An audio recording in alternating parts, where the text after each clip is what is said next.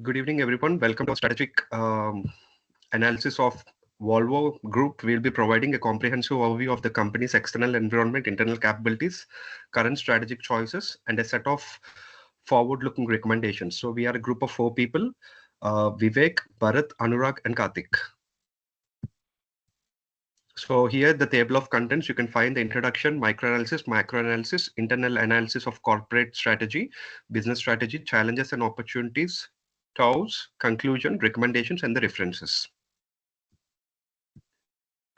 The Volvo Group is founded in 1927 and headquartered in Gothenburg, Sweden, is a global leader focused on driving prosperity through transport and infrastructure solutions. The company operates across five primary business areas: trucks, buses, construction equipment, marine and industrial engines through Volvo Penta and Volvo Financial Services. Their scale is enormous. In 2023, the group reported approximately 553 billion Swedish krona in net sales, with a global reach extending to over 190 markets and a workforce exceeding 1 lakh employees. Moving to industry context, the commercial vehicle market is in a state of rapid transformation. The global industry was valued at roughly $1.07 trillion in 2023, with strong projections suggesting it could nearly double to $2.1 trillion by 2033. This growth is driven by e-commerce, logistics, infrastructure development, and fleet modernization. Within heavy commercial vehicle segment, HCV unit sales are expected to surpass 3.8 million units by 2029. However, the single most disruptive trend is electrification, driven by global emissions targets. Forecast suggests that up to 50% of new trucks could be electric by 2028 in leading markets. While this presents immense growth opportunities, it also introduces challenges related to high EV capital expenditure and supply chain constraints.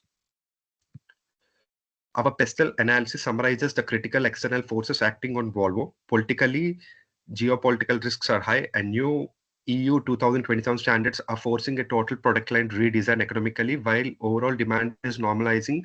Currency volatility is major risk, evidenced by negative 1.6 billion Swedish krona impact on operating income in Q3 2024. Socially, increased urbanization drives demand for compact and quiet electric public transport.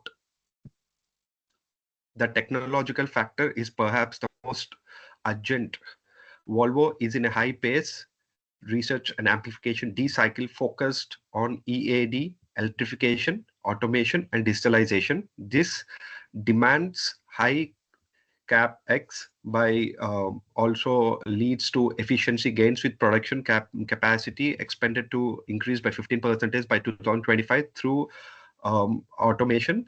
Legally strict global mandates necessitate investments such as $500 million dedicated to smart factory upgrades. But these standards also reinforce Volvo core value of safety. Finally, environmentally, the goal of achieving 100% fossil-free transport solutions defines the entire product roadmap. Hereafter, the slides will be continued by one of my colleague, Vivek. Thank you, Anurag. Myself, Vivek. And I'm going to the next slide. Microenvironment reporters 5 forces. Thank you. To understand Volvo's position, we must examine the competitive dynamics. We find all the 5 forces exert medium to high pressure. Competitive rivalry is high. Volvo operates in a global oligopoly dominated by scale giants like Daimler Truck, Packard, and Traton Group. So this intensity leads to constant pricing pressure, especially in normalizing market. Bargaining power of buyers is high. So the Volvo's customers are sophisticated, large fleet operators focus rigorously on total cost of ownership, TCO, on uptime. They leverage their large purchase volume for significant price and service concessions. The bargaining power of suppliers is high. This is a critical risk, especially for proprietary components like EV batteries and advanced semiconductors. For example, battery costs increased by approximately 10% in 2024, demonstrating supply leverage. Threat of new entrants is low to medium. While historical barriers were high, the simplicity of EV architecture and the capture power of new players like Tesla and Chinese manufacturers like BYD are lowering the barrier in specific electrified segments. Threats of substitutes is high. Traditional rail and sea freights are limited, but the rise of transport as a service and highly optimized logistics software poses significant long-term challenge to the traditional model of truck ownership. And I'm moving to the next slide. Internal analysis, the video analysis. Our video analysis confirms Valve's core strengths. Two capabilities provide a sustained competitive advantage. First, the high-level R&D and engineering focused on EV and safety, and second, the globally recognized brand reputation for safety and reliability, which justifies a premium price and quote. Furthermore, the global manufacturing network and the specialized connected fleet services both offer a sustained or growing advantage.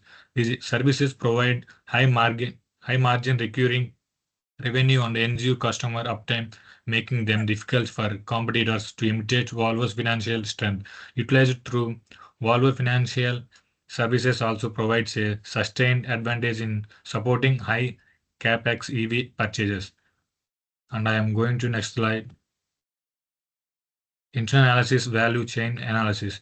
Examining the primary activities of the value chain reveals where Volvo creates value in inbound activities. The focus is on resilience.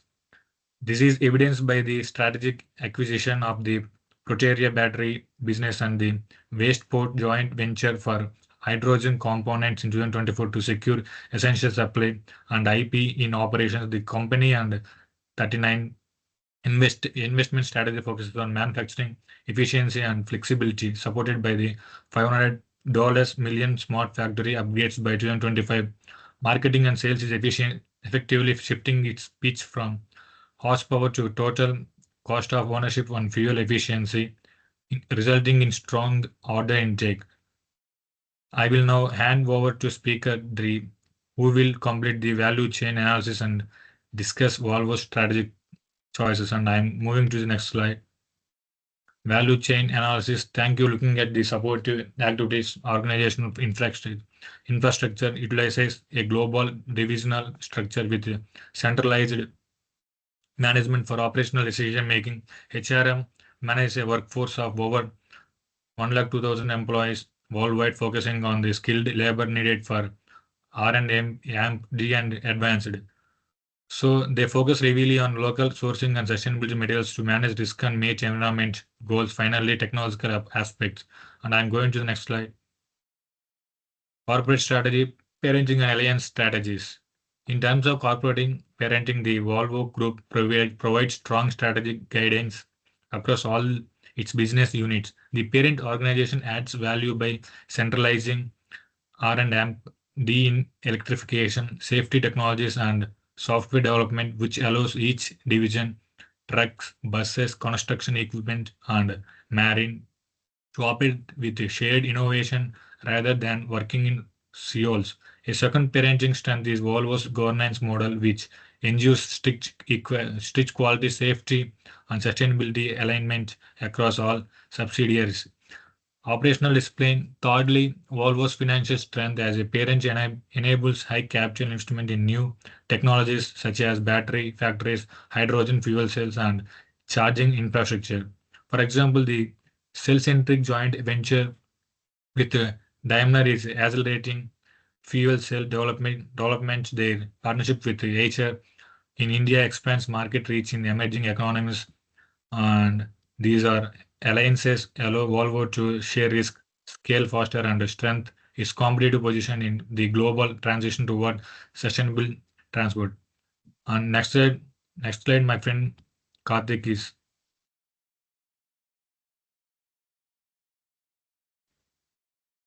Thank you, Vivek. Here, the next slide is about Volvo trucks and Volvo construction. Equipment sit in the star category because they operate in high growth sectors, especially with rising EV and autonomous adoption, and they hold strong market share globally. Their heavy-duty electric trucks, for example, in already lead in European markets, showing strong momentum. The cash cows are Volvo Penta and Volvo Financial Services. These divisions operate in mature markets but deliver stable cash flows that help fund Volvo's innovation, particularly in electrification and hydrogen techniques. Volvo buses currently falls under the question mark category, although the global demand for zero emission buses is growing. Volvo market share inconsistent due to intense competition and the public sector procurement delays with strategic investment. This could move into the star category. Finally, Volvo's legal diesel engine segment is shifting toward the dog section as tightening regulations and a global shift toward a to reduce long-term demand. And here the next slide is about business strategy in growth and position. The company's employs market penetration to deficiency, whole market leadership in high margin core, heavy duty truck markets. Product development is the core growth engine, launching EV and autonomous versions like the PH Electric for existing customers. Market development involves expanding into high growth emerging economies and through the VE commercial vehicles joint venture in India. And finally, it is used as a critical risk hedge, evident in its joint ventures for new technologies like cell-centric for fuel cells and the major Reliance charging network. And the next slide is about Bowman's strategic choice. Here, Volvo's strategic choice are rooted in Bowman's strategic clock. Historically, Volvo has occupied position 3, differentiation. This strategy uses superior value, safety, quality, and uptime to justify a premium price, a strategy validated by the 12.5% adjustment operating margin in 2024. However, the high cost of EVs is pushing the company toward position 4 hybrid. This emerging strategy requires Volvo to offer high technological differentiation while simultaneously achieving an acceptable cost structure to compete efficiency against creating a critical balancing act to prevent the dilution of premium margins. And here the next slide is about two strategy. Here we present Volvo's TOS matrix, which connects internal factors with external opportunities and tries to shape strategy. Starting with the S4 strategies, Volvo can use its engineering leadership and strong safety reputation to dominate a rapidly expanding electrical commercial vehicle market. Additionally, by strengthening partnerships in batteries and charging, Volvo can fully leverage global driving EV adoption. For the ST strategies, Volvo's premium branding and advanced safety technologies allow it to differentiate from low-cost competitors, especially emerging Chinese EV manufacturers. At the same time, Volvo can protect itself from globally supply chain and increasing local sourcing. Moving to WO strategies, Volvo can expand into emerging markets such as Southeast Asia, Africa, and Latin America through joint ventures, helping counter its relatively limited presence outside Europe.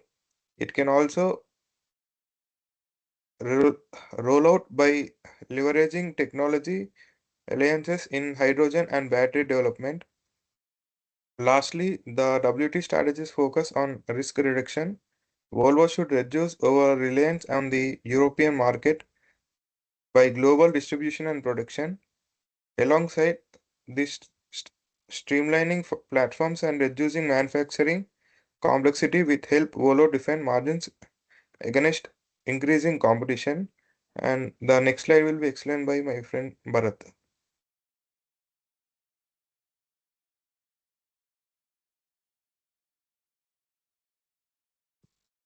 Thank you, Karthik.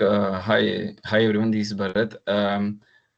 I'm telling about this slide opportunity and challenges. Volvo faces a dynamic landscape with a significant opportunities as well as notable challenges.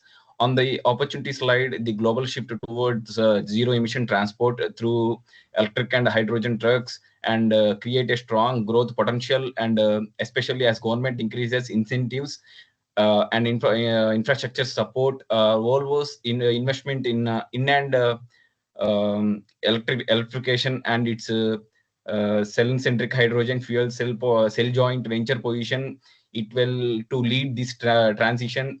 In addition, expanding into high growth emerging markets such as India and Southeast Asia and the Middle East offers major potential, supported by strategic partnerships and like VE commercial vehicles. However, Volvo also encounters substantial challenges.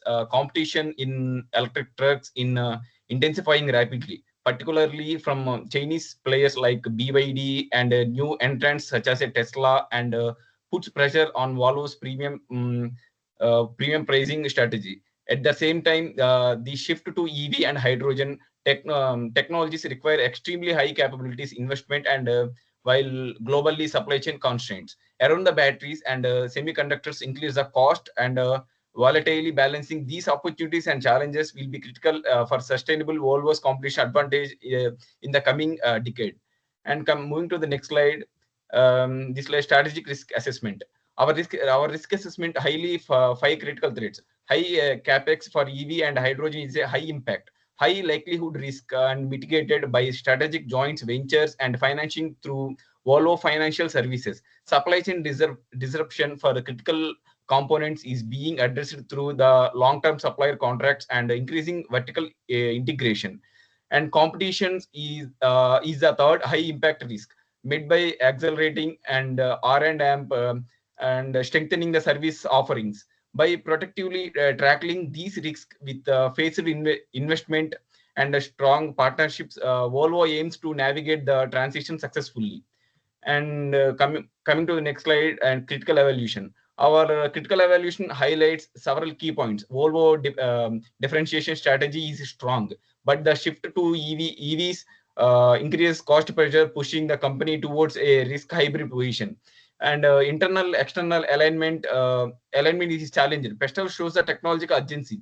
At the transition is constrained by high capex and supply dependence, as seen in Porter's analysis. Regarding business model, the value chain comes from the reliances on high margin services, but long-term industry estimates predict EV adoption will reduce the traditional maintenance revenue by up to 40 to 60%. And these a radical pivot to new digital services. Furthermore, Volvo's joint ventures, while essential, introduce the organizational complexity. Finally, the strategic gaps include limited global production flexibility in Asia, where low-cost competitors are scaling faster, and an innovation pace that, while strong, is still slower than that of vertically integrated EV disruptors. And moving to the next slide, and conclusion. In conclusion, Volvo holds a robust strategic position built on VRIO supported assets, a leading brand in engineering excellence, and a formidable service network. External forces driven by regulation and sustainability mandates are facing a rapid shift to zero emission technologies. Porter 5 forces confirms raising competitive pressure, challenging the ability to maintain the premium pricing in an EV market. The differentiation strategy has enabled the profitability, but the growth in innovatives outlined in the ANSOS matrix, from the EV trucks to autonomous systems, and requires strategic rebalancing to address a cost pressure and also evolving business models. Overall, Volvo is well positioned, but must address the cost and supply chain risk to sustain long-term competitive advantage. And moving to the next slide, recommendations.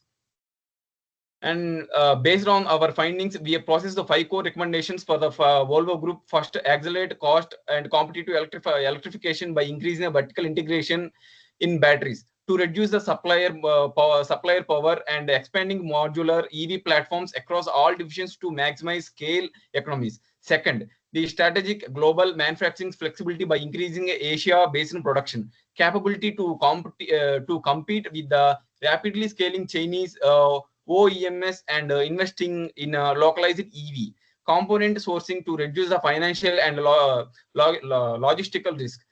Third, the expand high margin digital and service ecosystem by leveraging connected fleet data to aggressively grow predictive maintenance subscriptions, mitigating the long-term decline in traditional services revenue.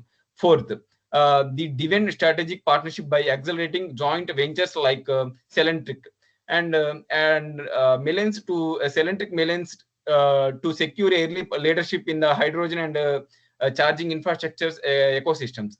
Finally, manage EV transition risk through a hybrid portfolio by maintaining a flexible and powertrain strategy covering BEV and FCEV and biofuels to effectively serve all global market with varying the infrastructures and development speeds.